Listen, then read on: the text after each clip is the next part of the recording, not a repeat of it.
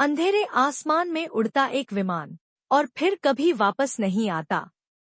8 मार्च 2014 की रात Kuala Lumpur international airport से मलेशिया एयरलाइंस की फ्लाइट MH370 ने बीजिंग के लिए उड़ान भरी।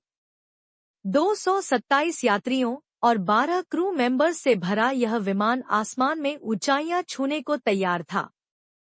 किसी को अंदाजा भी नहीं था कि यह सफर इतिहास की सबसे बड़ी रहस्यमय गुमशुदगी बन जाएगा। रात के 12:41 पर बोइंग 777 विमान ने टेक ऑफ किया। फ्लाइट में कई देशों के यात्री थे, कुछ अपने परिवार से मिलने जा रहे थे, कुछ बिजनेस ट्रिप पर थे और कुछ छुट्टियां मनाने के लिए। हर कोई बेफिक्र था, मानो यह भी एक आम उड़ान हो।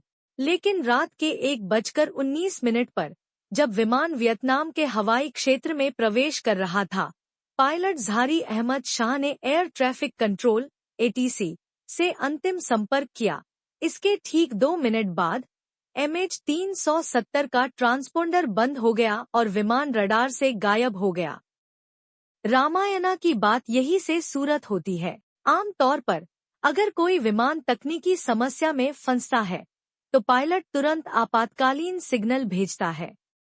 लेकिन MH370 से ऐसा कोई सिग्नल नहीं आया।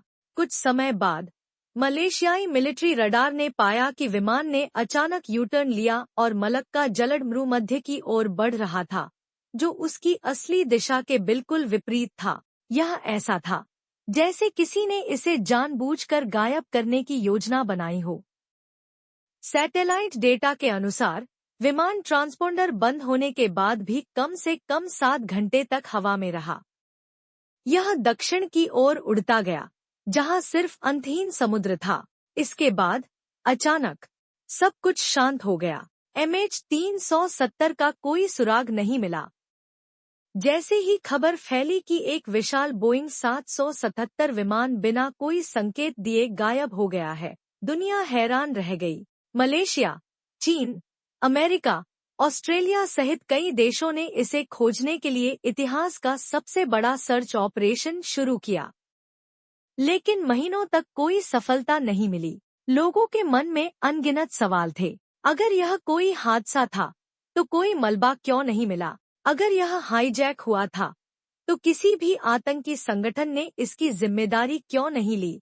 अगर विमान समुद्र में गिरा तो ब्लैक बॉक्स का सिग्नल क्यों नहीं मिला?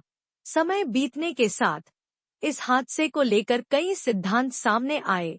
कुछ रिपोर्ट्स के अनुसार कैप्टन ज़ारी शाह ने अपने घर में एक फ्लाइट सिमुलेटर पर ऐसा ही एक रूट पहले उड़ाया था। क्या यह एक सोची समझी योजना थी? कुछ लोगों का मानना था कि विमान में केबिन प्रेशर फेलियर हुआ, जिससे ऑक्सीजन की कमी हो गई और सभी बेहोश हो गए। लेकिन फिर विमान ने खुद ब खुद दिशा क्यों बदली? क्या किसी ने विमान को हाईजैक कर कहीं और उतार दिया? कुछ लोगों का मानना है कि विमान डिएगो गार्सिया एक मारा गया होगा, लेकिन कोई सबूत नहीं मिला। कुछ लोग इस घटना को UFO, अज्ञात उड़न तश्तरी या किसी गुप्त सैन्य तकनीक से जुड़े रहस्य के रूप में देखते हैं।